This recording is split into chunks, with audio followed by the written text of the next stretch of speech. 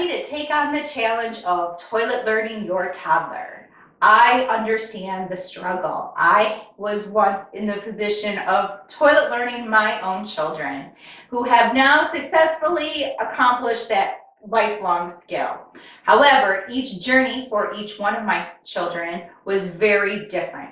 One was very easy to toilet learn. The other one was more of a challenge. So I use the Montessori approach at home for each of my kids and tweaked it according to what they needed in order to become successful and not be afraid to use the toilet, and to also feel that sense of pride and independence in doing so.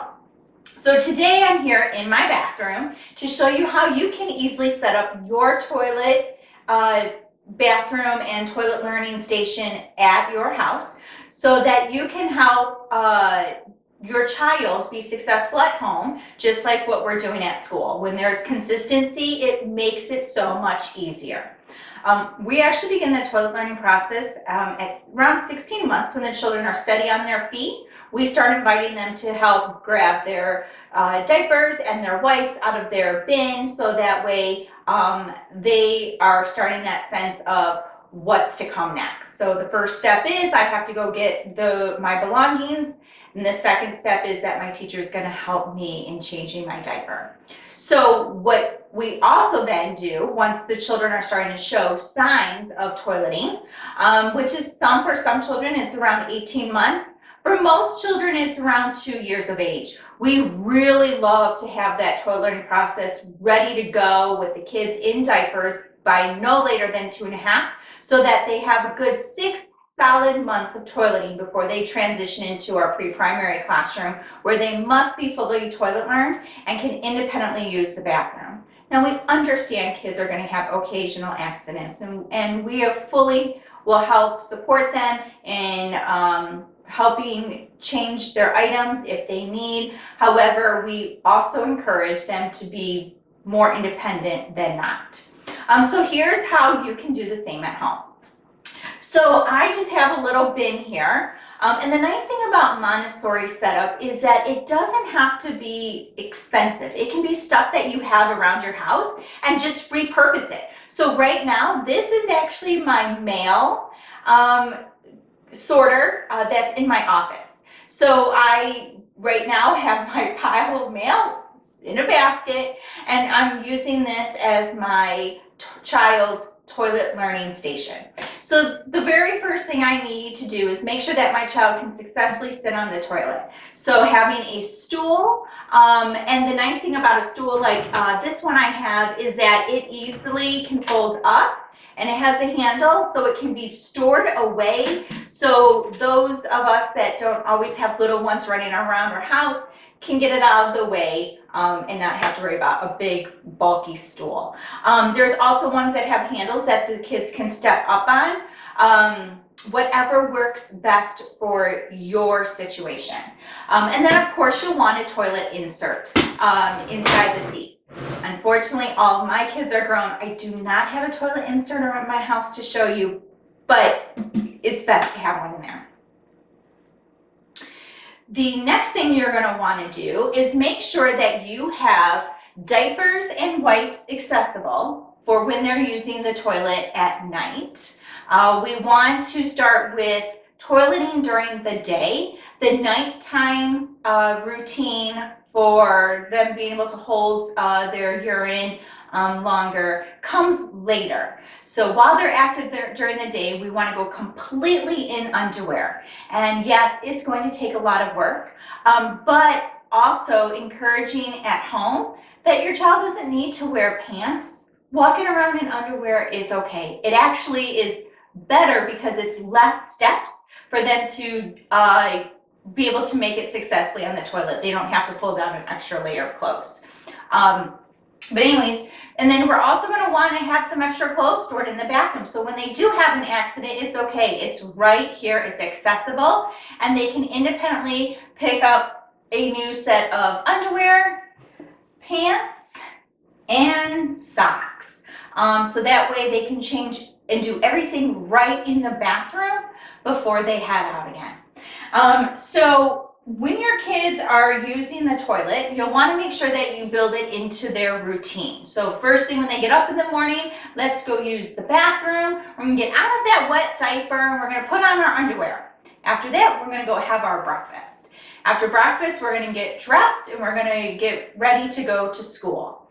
Before we leave the house again, we're going to use the bathroom, and then we're going to get our coat, our backpack, grab our belongings, and go to school.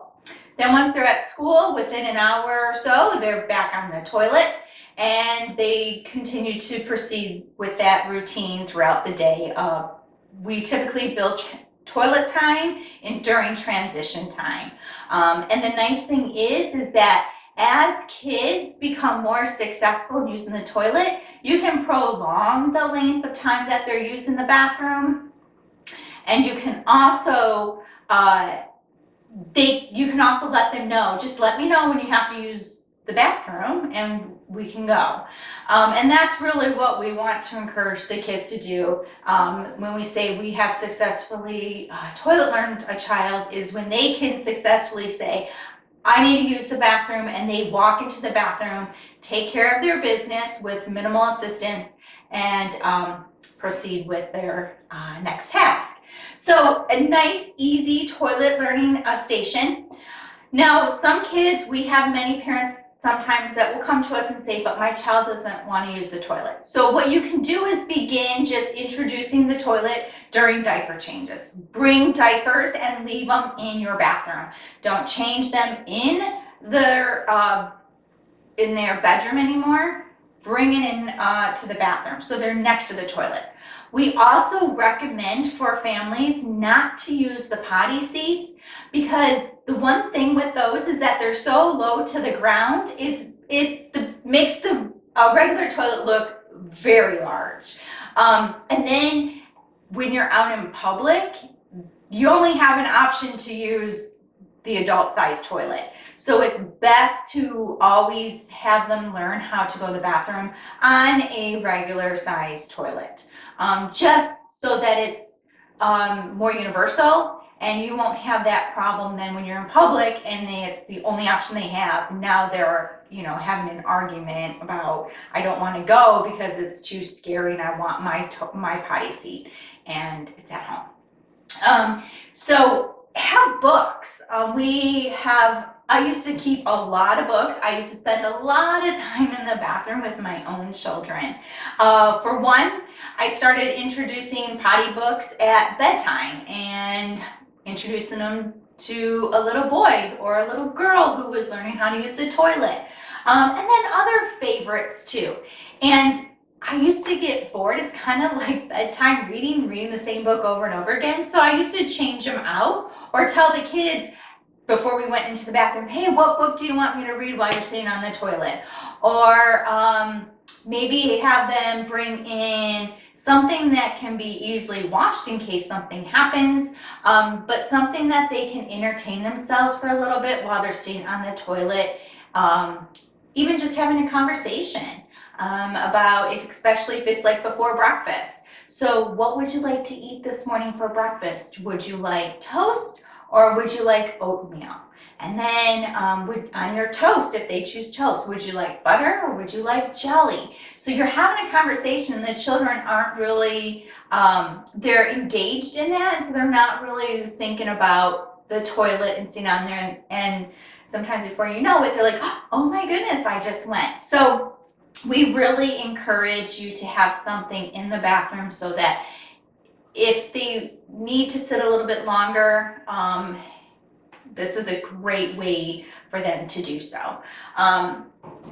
So this setup here is real easy. If you don't have something that you think would make it work in the bathroom, getting some baskets and just setting the extra clothes in a basket so they have it all ready. And then at nighttime, having some diapers in there as well can make it so that it's very organized, very neat, but it's also very purposeful for your child.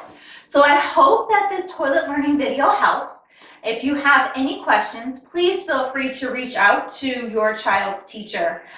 We are pretty much experts in toilet learning, especially because we have 12 students in our classroom all day, and everyone's going through different stages in the toilet learning process. And remember, partnership is key, and so is consistency. We really don't want to keep sending messages to the children about, I have a diaper on, so it's okay to use the bathroom. I don't have a diaper on, and now I have accidents, and so now I'm being told I need to go change my clothes. So at school, the only time that a child is having a diaper on once we start the full toilet learning process is just for a nap and then at bedtime. And then as they start to prolong their increments of going to the bathroom, that nap time diaper is taken away as well. And then it's nighttime only, and then from there the nighttime diapers taken off as well.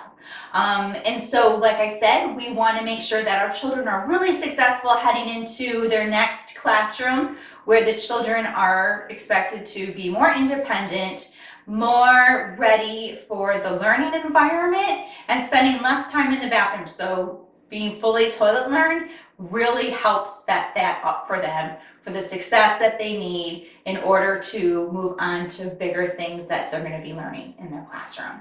So I look forward to teaching more about Montessori in our next training video.